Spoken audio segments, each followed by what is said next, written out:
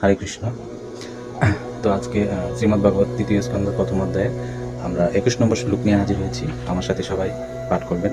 ওম নমো ভগবতে বাসুদেবায়, ওম নমো ভগবতে বাসুদেবায়, ওম নমো ভগবতে বাসুদেবায়। 21 নম্বর শ্লোকটি পড়ছি আমি।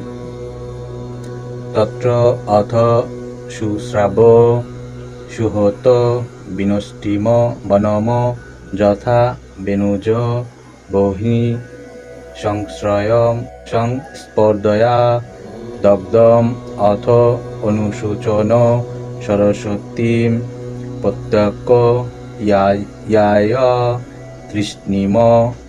অনুবাদ করছি।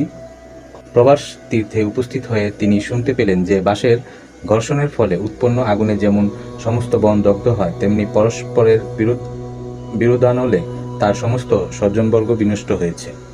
তারপর তিনি পশ্চিম বাহিনী সরস্বতী নদীর অভিমুখে গমন করলেন। তাৎপর্য করেছেন আমাদের প্রপাত, জয় শ্রী প্রপাত।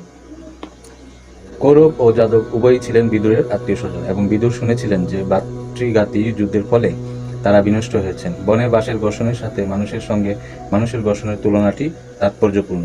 সারা পৃথিবীতে একটি বনের সঙ্গে তুলনা করা হয়েছে। বিরোধের ফলে যে কোনো সময়ে সেই বনে আগুন জ্বলে উঠতে পারে। কেউই বনে গিয়ে আগুন লাগায় না, কিন্তু বাঁশের ঘর্ষণের ফলে আপনা থেকেই আগুন জ্বলে উঠে এবং সেই আগুনে সমস্ত বন দগ্ধ হয়। তেমনি মানব সমাজ স্বরূপ বৃহৎ অরণ্যে বহিরঙ্গা প্রকৃতির মোহে আচ্ছন্ন বদ্ধ জীবদের বিরোধের ফলে যুদ্ধের আগুন জ্বলে ওঠে।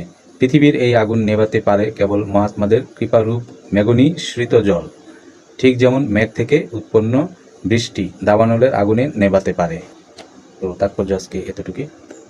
খুবই গুরুত্বপূর্ণ তাৎপর্য আমরা আজকে অধ্যয়ন করেছি। আশা করি আপনারা বুঝতে পেরেছেন। তো সবাই ভালো থাকবেন। হরে কৃষ্ণ।